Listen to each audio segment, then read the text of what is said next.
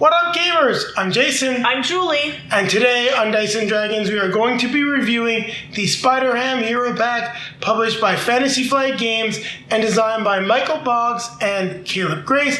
And I almost neglected to mention it. Well, it's Spider-Ham, you should know already. This is an expansion for Marvel Champions, the card game.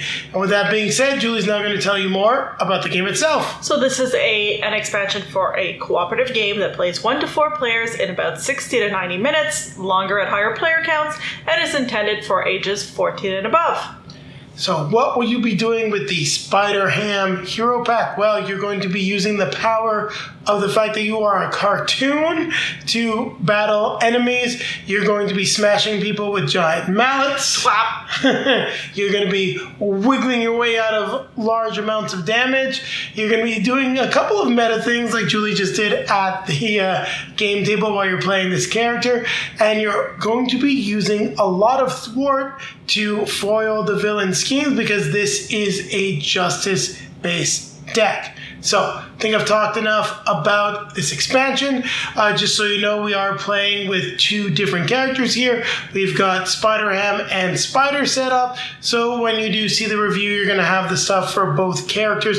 We're filming these reviews at the same time, even though they are separate videos. So on that note, we are now going to Grab our drinks. Grab our best friend and fellow web warrior. We're going to take it to the table. Yep, one more time. Let's defeat Sandman with Spider-Ham. Now we're going to take a look at the components for the Hero Pack for Marvel Champions, the card game, Spider-Ham. So you got some explanations of the new rules, new keywords if you don't have any of the packs that include them as well. So far from what I can see here, the primary new rule is the gesture effects. Everything else has been introduced in another hero pack. Got some more background here on Spider-Ham as well as some instructions for how to play him. Here we have the cards. So we'll go ahead and take a look at Spider-Ham. Each tune counter on Spider-Ham can be spent as a wild resource. After Spider-Ham takes any amount of damage, place 1 tune counter on him. So when he takes damage, he gains resources. After you make a basic recovery, place 1 tune counter on Peter Parker. You've got Captain America. After Captain America enters play, you can give someone a high five and place 1 tune counter on your identity and shuffle 1 Spider-Ham card from your discard pile into your deck. Ham it up, remove 1 threat from a scheme for each tune counter on Spider-Ham. That's pretty good. Hogwash. Remove 1 tune counter from Spider-Ham. Loudly read the card's flavor text. Choose to either deal 5 damage to a minion or remove 5 threat from a scheme. When you reveal a card from the encounter deck, remove 1 tune counter and say, I don't think so. In your best Spider-Ham voice, cancel the effect of that card and discard it. So these are some pretty powerful abilities. Even if you got to read some stuff out loud. Stick your tongue out at the villain. The villain attacks you. Draw 3 cards. Swinging Web Pig, deal 6 damage to an enemy. Confuse that enemy. Very nice. The Daily Beagle. Exhaust the Daily Beagle. Place 1 tune counter on Peter Parker. When your identity would take any amount of damage, boogie your body to prevent all but 1 of that damage. Of course, you've got a giant cartoon hammer. Gets +1 attack. When Spider-Ham makes a basic attack, exhaust the huge wooden hammer and remove 1 tune counter from Spider-Ham. He gets +2 to that attack and gains overkill. He gains +1 thwart and exhaust organic webbing. Remove 1 tune counter, and then he will gain the aerial trait for the rest of the round.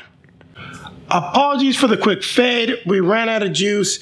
Using some generic batteries for the camera. Unfortunately, they don't work the best when it comes to telling me when they're about to run out of power. So let's move on to the Justice deck. We've got Lady Spider. After Lady Spider thwarts threat from a scheme, if you control another web warrior, you get to remove the same amount of threat from a different scheme.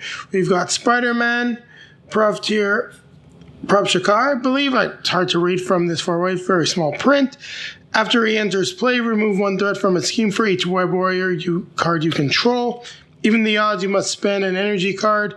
Remove 1 threat per player from each side scheme and deal 1 damage to the villain for each side scheme defeated this way. Very cool. Great responsibility. When any amount of threat would be placed on a scheme, you take it as damage instead. We've seen making an entrance before with Venom. One way or another, search the encounter deck for a side scheme, reveal the side scheme, and draw 3 cards. One way to draw some more cards. Attach a side scheme, max 1 per scheme. So attach to a side scheme. When attached, the scheme is defeated, you get to deal 4 damage to an enemy. That's pretty cool. Attach to a scheme. When any amount of threat is removed from the attached scheme by a thwart, discard this card and remove the equal amount of threat from a different scheme. Those seem to be some very powerful cards as well. Here we've got some new cards. We've got Scarlet Spider, which I think we've seen before. When you reveal an encounter card, name a card type, then look at the card. If the card is of the name type, deal 1 damage to Scarlet Spider and draw a card. We got Spider, Penny Parker. Play only if you control a web warrior. When defeated, add Spider to your hand if she was defeated by taking excess consequential damage. Team building exercise. You get to exhaust team building exercise. Play a card from your hand that shares a trait with your hero, reducing its resource cost by 1. So pretty cool. And then it's a hero action, so you can get multiple of those in play. Web of Life and Destiny. Ignore the card's resource cost if your identity has a web warrior trait. After a web warrior ally leaves play, choose a player. That player gets to draw a card. Pretty cool stuff. So we've got the obligation. I really want that hot dog. You may flip to alter ego form. Choose to exhaust Peter Parker and remove 1 tune counter from him. Remove 1 I really want a hot dog from the game. Or you're stunned. If you're already stunned, this card gains surge and discard the obligation. So we've got Nefarious Trap for the scheme. The Green Gobbler is your enemy. Next, we have the cards that can be added to any deck. So, Warrior of the Great Web, attached to a character with a spider in its title, max 1 per character. They become a web warrior. After a web warrior ally leaves play, the attached character gets +1 attack until the end of the phase. Pretty cool. Then we have Hunting the Spider Totems. So, this is a new deck for the Inheritors. We got a bunch of different minions: Bora, Brix, Deimos, Genix, Karn, Morlun, Solus, and Verna, who are hunting all the spider totems across the Marvel Universe. And here we'll take a look at the art for Spider-Ham, and we've now gone through all the content. So keep it right here, as Julie and I will be coming back at you with our review for this expansion. So Julie, we have the Spider-Ham expansion for Marvel Champions, the card game.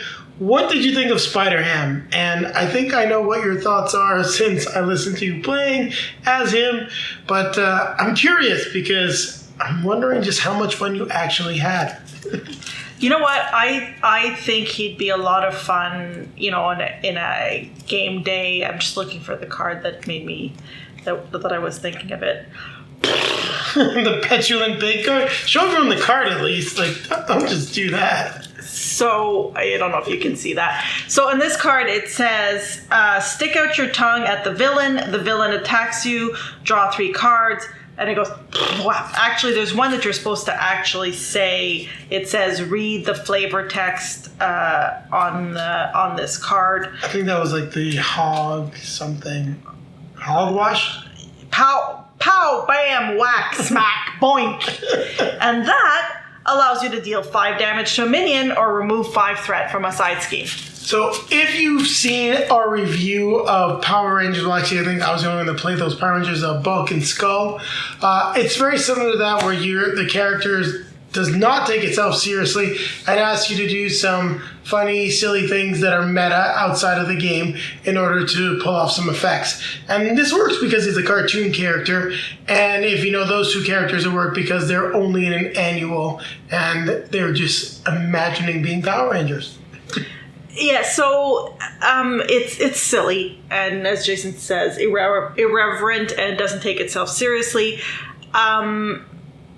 That being said, you know, I got a couple of good whacks at the villain, and I got, you know, a couple of good turns. But having just played Spider, I kind of felt like a second-class champion. And I can see where this could be, you know, he could be a good character, but there are quite a few hands, at least 3 hands, where I drew only thwart. And we are playing with the pre-constructed deck. So just in case you're new here, the way we do our reviews is we play with the precons, we review the precons. So this is your out-of-the-box experience.